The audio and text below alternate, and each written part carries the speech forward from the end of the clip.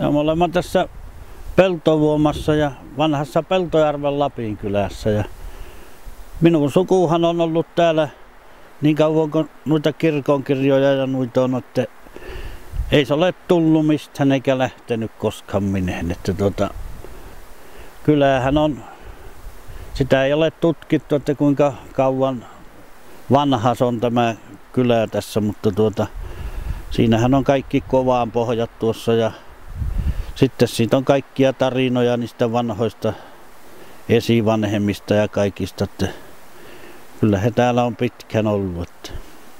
Minä olen sitten porohommaa niin ollut pikkupojasta saakka. Pojat on niin vakituisena porohommissa aivan ammatiksensa poromiehinä ja sitten nyt se on jo mulla 3. polvessa tämä porohomma.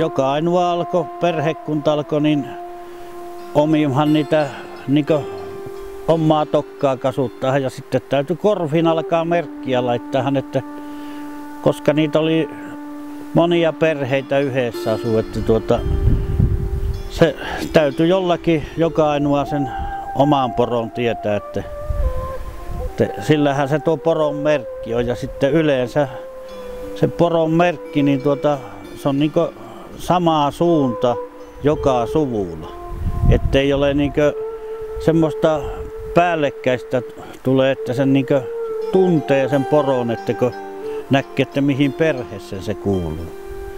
Se on se poronmerkin historia semmoinen ja sitten se luulisin, että 200 vuotta on se poron paimenuskulttuuri semmoinen ollut. Että kyllä se on yleensä vetoporoina niitä käytettyjä.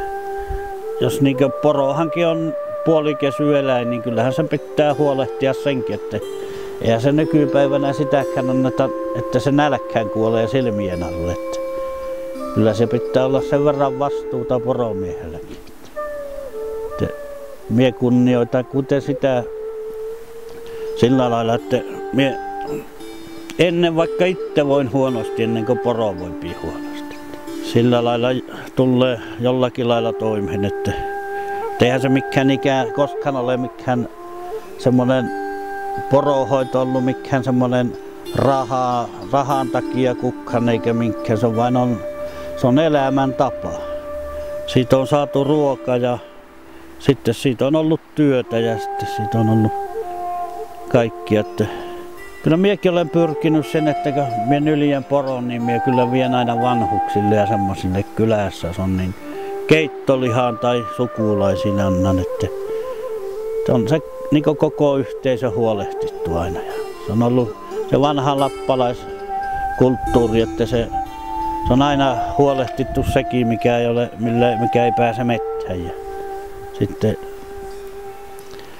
se on semmoista tämä poron kulku.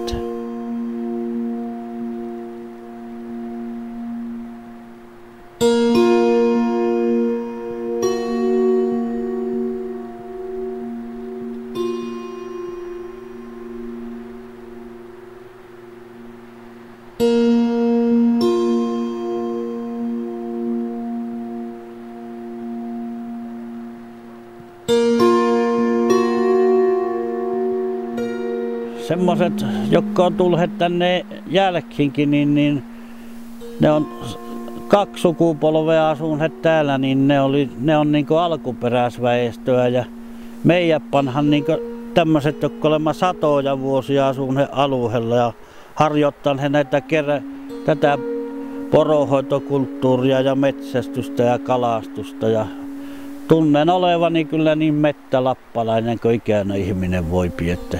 Mutta nykykriteerit, että jos tuo ILO-sopimuskin tulee, niin minustahan pitäisi tulla saamelainen sitten. Ja kyllähän minä tietenkin olenkin, kun verenperintönä olen saamelainen, mutta Suomen riteerit ei anna minua hyväksy, koska minulla ei ole kieltä. Minä sanoisin sillä nimikkeellä, että se on lappalaisten kansan etninen kansanmurha. Ja se on Suomessa oikeusministeri, jopa Tarja Halonen, presidentti, on ajanut sitä takkaa. Ja sitten, mutta se on selvä, että eihän ole saanut sitä etistymään sitä asiaa, että se ei perustu todellisuuteen. Ei, jos se on todellinen se asia, se kestää päivänvaloa ja se asia etenee. Mutta kun se ei ole todellinen, se ei etene. Ja sitten ikäpäivänä me tulee antamaan omia etnisiä oikeuksia tältä alueelta. Me taistelemme sen viimeisen saakka. Me olemme 30 vuotta taistelee tuommoista isoa koneistoa vastaan, valtion koneistoa vastaan, ja me taistelemme viimeisen saakka sen tähän ILOn sopimuksen sisälle pääsyn, että jos se ratifioihan Suomessa, että emme ole yksin, että täällä on ikänsä harjoitettu tätä pyyntikulttuuria, tässä on ympärillä niitä sukuja ja missään maailmassa ei tämmöistä systeemiä ole muualla, kun tähän yritetään pienelle porukalle tehdä. Kyllä minusta tuntuu, että nyt olisi Suomen valtion aika, että nyt on eletään aikaa 2012, että vielä tämmöistä rasismia harjoittaa Suomen valtio meitä vanhoja lappalaissukuja kohtaan, että tämä on aivan hävettävää hommaa. Me pitäämme omilla varoilla taistella omia etnisiä ja näitä oikeuksia puolustaa. Sen minä olen pannut, se on ykkösasian, että ei sitä voi kukaan toiselta ryöstää verenperintöä. Että ei ILO, ei mikään valtio ei missään maailmassa ole tämmöistä systeemiä kuin Suomessa, että kieliperusteisesti voihan kansat jakaa. Että jos ei osaa saamen kieltä, niin silloin meidät erotetaan, että me emme ole alkuperäisväestöä. Ja sillähän ILOn sopimus ei ole mennyt läpi, kun se ei ole oikeudenmukainen. Niin kuin esimerkiksi YK:stahan on tullut noottia jo siitä Suomen valtiolle, että tämän pitäisi laajentaa tätä saamelaisrekisterin pohjaa, että siihen pääsisi todelliset alkuperäisväestön ihmiset matkan.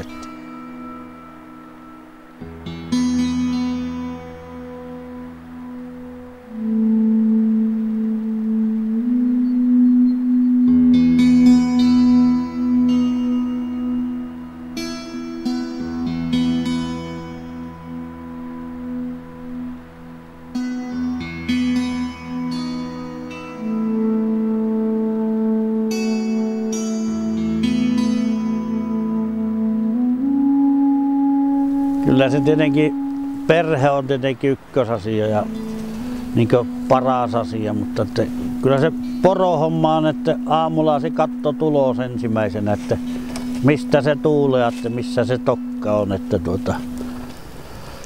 ja kattot säät ja kyllä se yölläkin kun nousee, jos on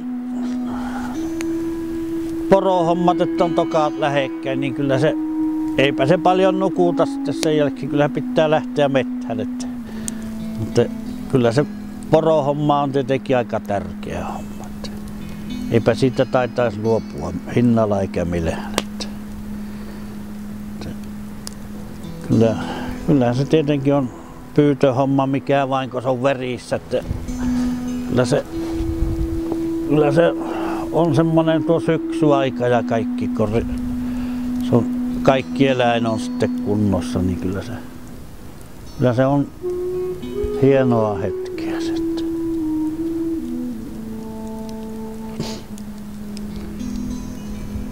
Eipä noista voisi luopua noista poroista millään.